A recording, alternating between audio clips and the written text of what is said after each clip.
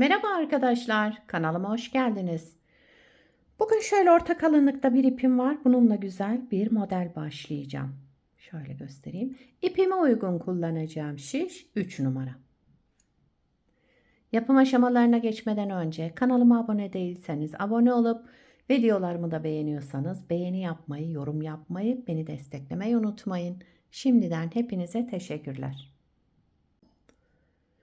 İlmeklerimi çıkardım. Şöyle birkaç sıra bir ters bir düz lastik hazırladım. Bu model için ilmek sayısına gelince 6 ve 6'nın katları artı 5 olması gerekiyor. Şöyle bakın, her model 6 ilmekten oluşuyor. En sonuna da 5 ilmek ekliyoruz. Şişimde 23 ilmeğim var. 23 ilmekle modelimi kurmaya başlıyorum. Modelin birinci sıra ön yüzündeyim. Kenar ilmeğimi örmeden aldım. Kenar ilmeğinden sonra 3 ilmek ters örelim. Şöyle. 3 tersten sonra ipi kendimden tarafa aldım. 3 ilmek örmeden aldım. Bakın şöyle. Yine 3 ters ilmek. 3 ilmek örmeden alalım. İp kendimizden tarafta.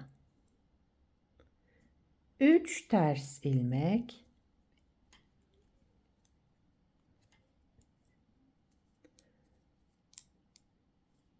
3 ilmek örmeden alalım. Sıra sonunda 3 ters ilmekle sıramı tamamlıyorum. Daha sonra kenar ilmeği. Evet, birinci sıramızı 3 ters 3 ilmek örmeden aldık. 3 ters 3 ilmek örmeden aldık ve sıramızı tamamladık. İkinci sıra arka yüzündeyim. Kenar ilmeğinden sonra 3 düz ilmeği yine düz olarak örelim. Şöyle. Şu örmeden aldığımız 3 ilmek var, bakın. İpi kendimden tarafa aldım. Yine bu 3 ilmeği örmeden aldım.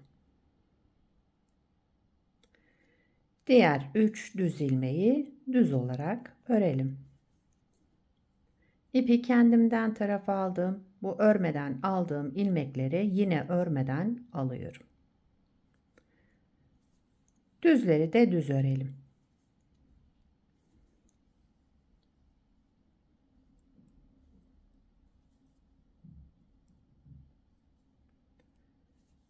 Sıra sonunda 3 düz ilmekle sıramı tamamladım. Daha sonra kenar ilmeği.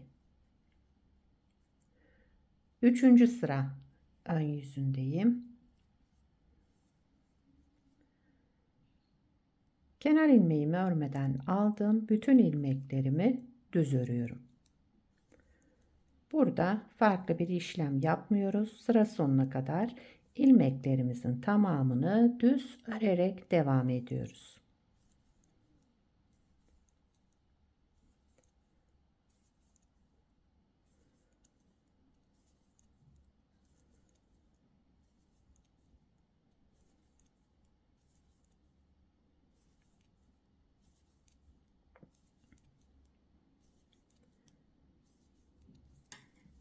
Evet, üçüncü sıra ön yüzünde bütün ilmeklerimi düz örerek sıramı tamamladım.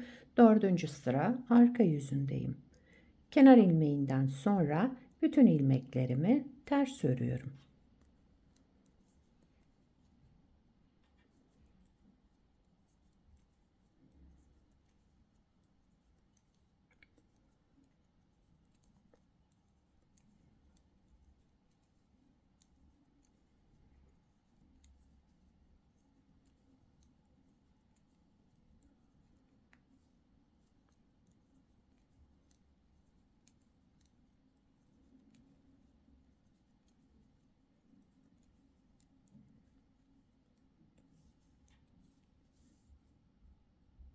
Beşinci sıra ön yüzüne geçtim. Kenar ilmeğimi örmeden aldım. Kenar ilmeğinden sonra 1, 2, 3, bakın buradaki şu Diğer 3 ilmeğe geçtim. Bunun da birincisini ördüm. Kenar ilmeğinden sonra toplamda 4 düz ilmek ördüm. Burada ortadaki ilmeğe geldim bakın. Şu ipi alarak, şu atlattığım ipi sol şişime geçirdim. Bunu ve sıradaki ilmeğimin ikisini bir alarak düz ördüm. Bakın şöyle bir görüntümüz var. Devamında 1, 2, 3, 4 ve 5 ilmek. Aralarda 5 ilmek düz örelim. Ortadaki ilmeğe gelelim. Bakın. Bu atlattığımız ipi sol şişimize geçirelim. Bu ve sıradaki ilmeğin ikisini bir düz örerek toplayalım. Yine arada 5 düz ilmek.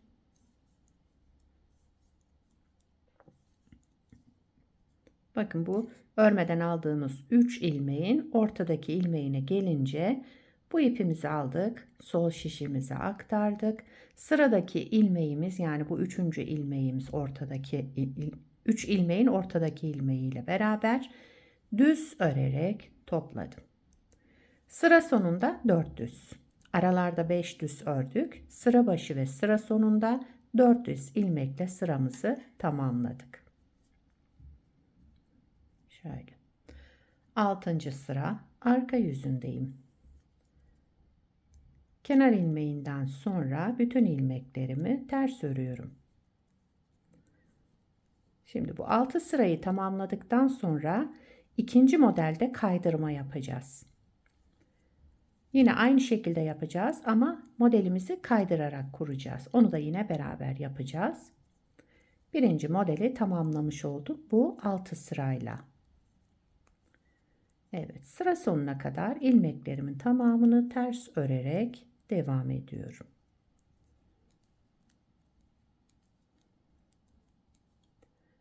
Kenar ilmeğimi de düz örüyorum ben. Evet, bakın şöyle. Şimdi modeli kaydıracağız. Buradaki ters 3 ilmeğimizi şuradaki 3 ilmeğe, örmeden aldığımız ilmekleri ikinci modelde ters olarak öreceğiz. Hep birlikte başlıyoruz. Modeli kaydırarak ikinci kez kuruyoruz.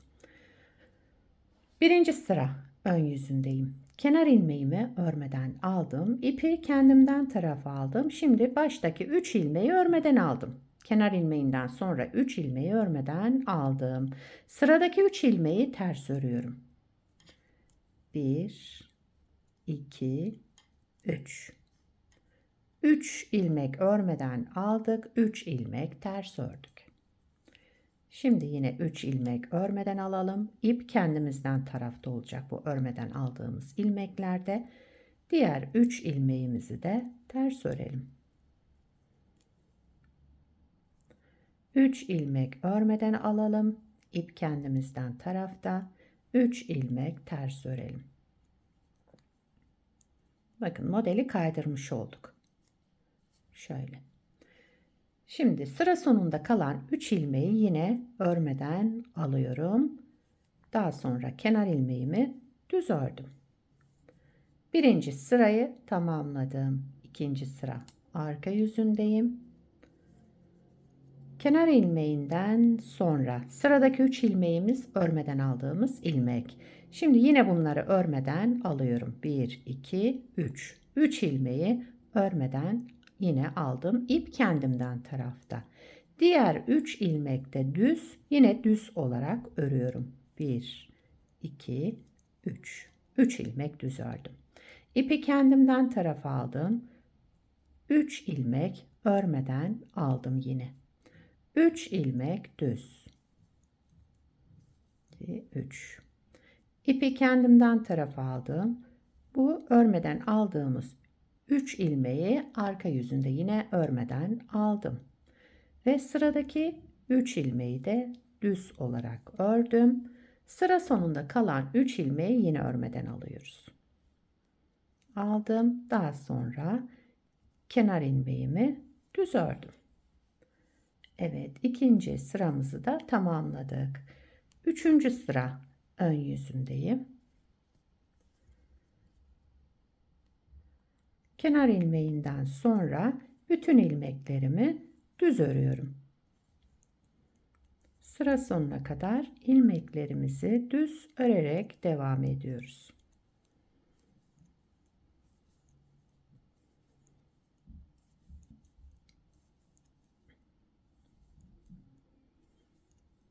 Model oldukça kolay ve güzel, çabuk ilerleyen bir model.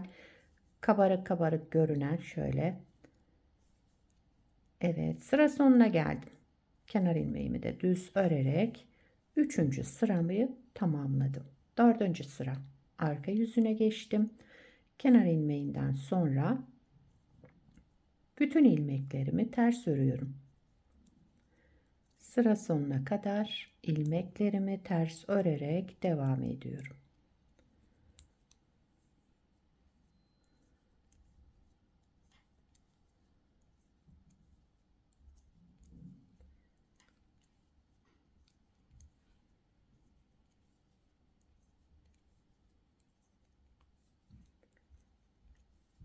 Evet, sıra sonuna geldim. Kenar ilmeğimi de düz ördüm. 5. sıra ön yüzüne geçtim. Şimdi şu bıraktığımız ipi toplayacağız. Kenar ilmeğimi örmeden aldım. 5. sıra ön yüzünde. Kenar ilmeğinden sonra bir ilmek düz ördüm. Bakın bu ipin tam ortadaki ilmeğe geldim. Bunu aldım, bu ipimi sol şişime aktardım. Sıradaki ilmekle beraber ikisini bir düz ördüm. Devamında 5 düz. 1, 2, 3, 4, 5. Ortadaki ilmeğe gelince ipi sol şişime aktardım ve sıradaki ilmekle beraber ikisini bir ördüm düz olarak. 5 düz ilmek,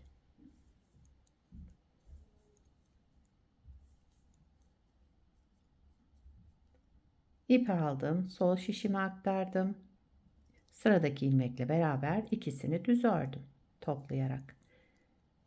Devamında 5 düz ilmek. Evet, sıra sonuna geldim. Yine buradaki ipi aldım. Sol şişime aktardım. Sıradaki ilmekle beraber topladım, düz ördüm. Ve sıra sonunda bir düz. Daha sonra kenar ilmeği. Sıra başında da bir düz ilmek örmüştük. Daha sıra sonunda da bir düz ilmekle tamamladık. 6. sıra arka yüzündeyim. Kenar ilmeğinden sonra bütün ilmeklerimi ters örüyorum.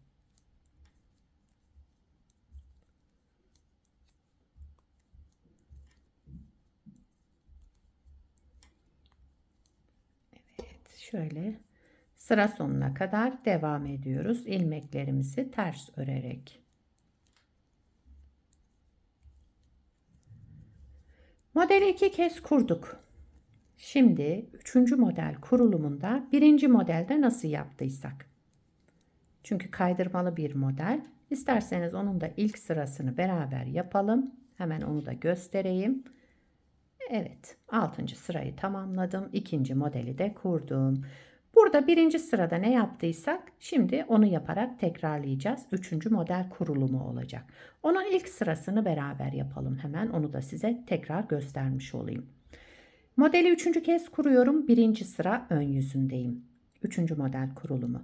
Kenar ilmeğinden sonra 3 ilmek ters örüyoruz burada. 3 ters ilmekle başladık. İpi kendimizden tarafa alalım. 3 ilmek örmeden alalım. Bakın şöyle. 3 ters ilmek örelim. İpi kendimizden tarafa alalım. 3 ilmek örmeden alalım. 3 ters ilmek örelim. İpi kendimizden tarafa alalım. Bakın alttaki şu ters ilmek olan kısımdaki 3 ilmeği de örmeden alıyorum. İp kendimizden tarafta. Devamındaki 3 ilmeği ters örelim. Daha sonra kenar ilmeğini. Evet bakın 3. model kurulumunda 1. sırasını beraber yaptık. Model böyle kurulacak. Anlaşılmayan yer olduysa videoyu tekrar baştan izleyerek devam edebilirsiniz. Model böyle. Oldukça kolay, güzel, kabartmalı bir model. Bir parçada daha önce hazırladım. Şöyle göstereyim. Burada da hazır lastik uyguladım. Modelin ilerlemiş hali böyle olacak. Güzel, gösterişli modellerden. Arka yüzü de bu şekilde. Her iki tarafta gayet güzel ve temiz bir görüntüsü var. Kenar ilmeklerimiz. İstediğiniz lastik üzerine uygulayabilirsiniz. Haroşa lastik de kullanabilirsiniz altına. Hangisi hoşunuza gidiyorsa o şekilde yapabilirsiniz bu modeli. Yetişkin örgülerinde, çocuk örgülerinde, bebek örgülerinde, yelek, hırka, süveter, bluz yapımında, hatta bebek battaniyesi yapımında da kullanabilirsiniz. Gayet güzel. Şöyle bırakayım. Sizler de nelerde kullanacaksınız bu modeli, onları yorumlarda yazarsanız sevinirim. Yapacak olanlara da fikir olur. Bir sonraki videoda görüşmek üzere. Hoşça kalın.